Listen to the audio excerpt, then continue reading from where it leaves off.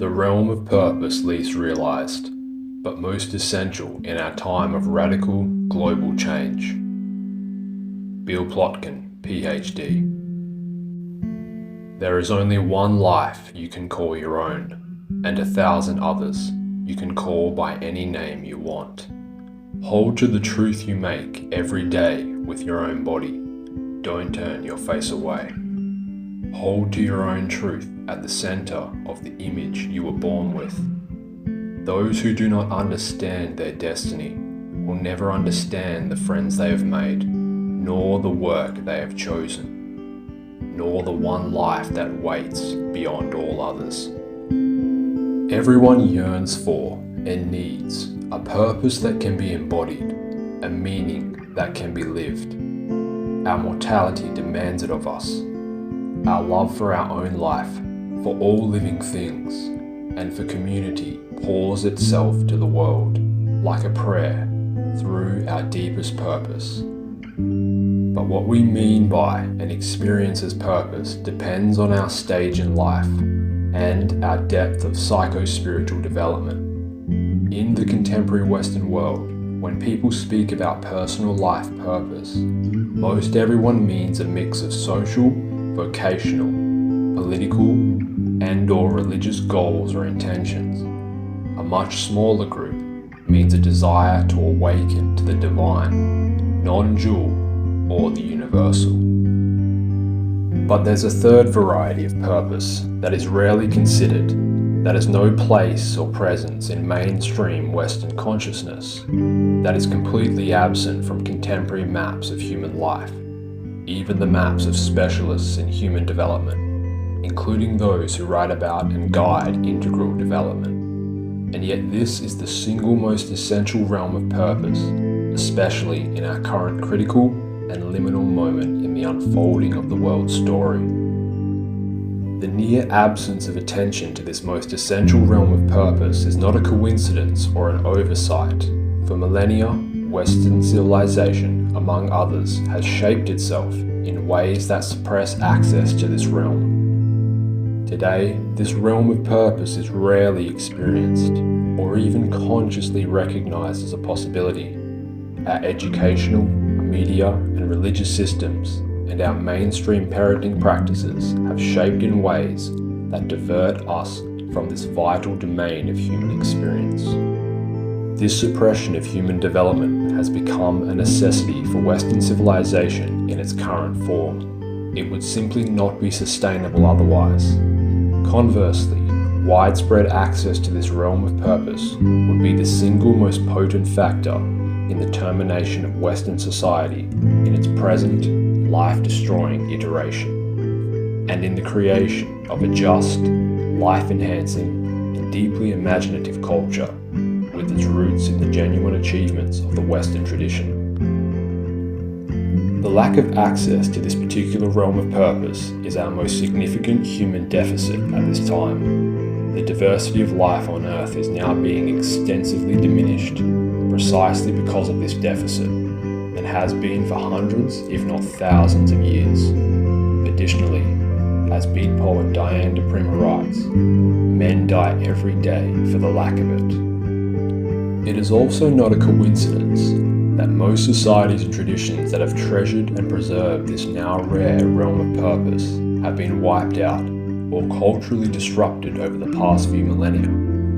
This realm of purpose is the single greatest threat to the consumer, conformist, imperial dominator mind, to its business as usual, as manifested not only in the contemporary West, but in all egocentric societies now prevalent across the globe. If we are to survive the 21st century, if robust life on Earth of any sort is to survive, there are many things we must do in the short term, like save from extinction as many species and habitats as we can, reverse global warming, create true and universally just democracies and biocracies, and abolish nuclear weapons.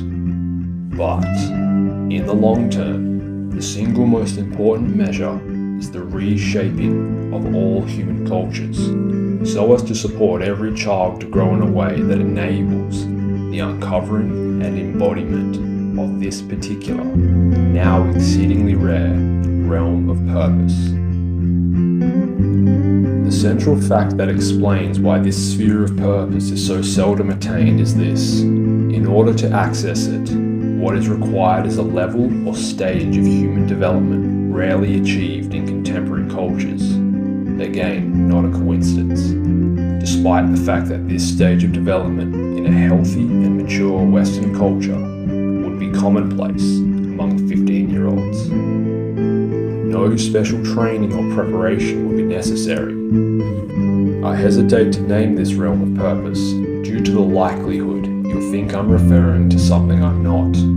I have often called it soul purpose, but this misleads most everyone because I mean something by soul that almost no one else does in the contemporary Western world, including those writing about purpose and soul. Better phrases would be mythopoetic identity or unique psycho-ecological niche, but to be coherent, these phrases require careful unpacking and elaboration. But before we do that, let's review some of the other, more commonly addressed and accessed realms of purpose. Realms of purpose through the lifespan. As a child, I didn't think much about purpose. You probably didn't either. It's not what children should be thinking about. But if you had asked me what I wanted most, I probably would have said I wanted to please my parents, play with my friends, do well in school, ride my bike, and mess around outside, especially in the forest that surrounded my New England hometown. As a heterosexual teenager, girls and sex became my foremost interest, although sports, fast cars, and playing the electric organ in rock bands became primary purposes too. Doing well in school and being liked by my peers remained vital. In college, much of this was still true, but by then, my conscious purpose leaned more toward the exploration of non-ordinary consciousness through experiential as well as scholarly channels, and, more generally, spirituality as accessed by Buddhism, yoga, and other non-Western practices, the co-creation of a primary romantic relationship, martial arts, political activism and cultural change, the exploration of the western half of the United States, especially by motorcycle, and of wilderness anywhere I could find it, and the need and opportunity to choose a career. During graduate school, followed by my first university research and teaching position, and then a postdoctoral internship, my earlier strands of purpose continued. The common developmental pattern of transcend and include. But my primary conscious trajectory was to develop the skills of a research and clinical psychologist, establish a body of work of my own, make a living, and contribute something of value to society.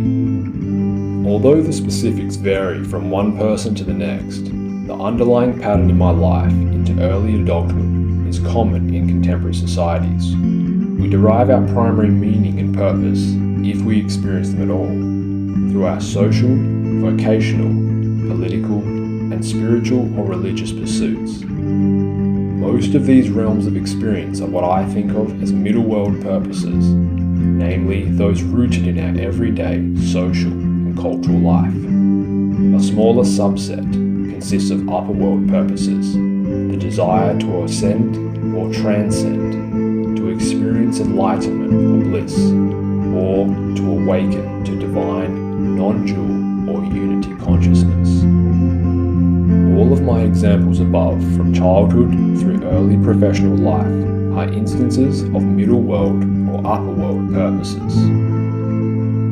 But there's another realm of meaning and purpose that awaits beyond these, a deeper realm that, as human participants in the Earth community, we long for, whether or not we have a conscious connection to it, a spiritual realm entirely neglected by the mainstream world, as well as by virtually all spiritual and psychotherapeutic traditions, but a realm essential to growing whole, becoming fully human, and experiencing fulfillment.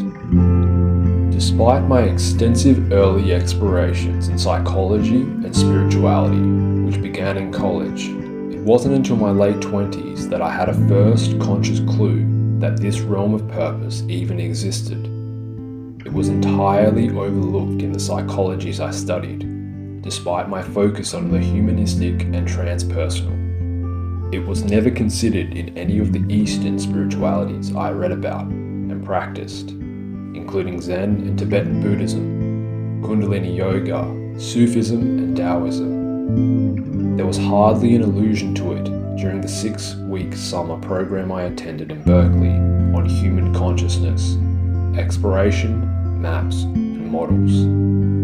Nor during my 3 summers as a student at the spiritually oriented, Buddhist-inclined Naropa University in Boulder, Colorado. Most every spiritual teacher with whom I studied in those years and since use the word soul at least occasionally and often extensively, and among them, they meant quite a wide variety of things, but not one was referring to the realm of psyche I have since associated with soul, nor of the deeper realm of purpose I am here addressing.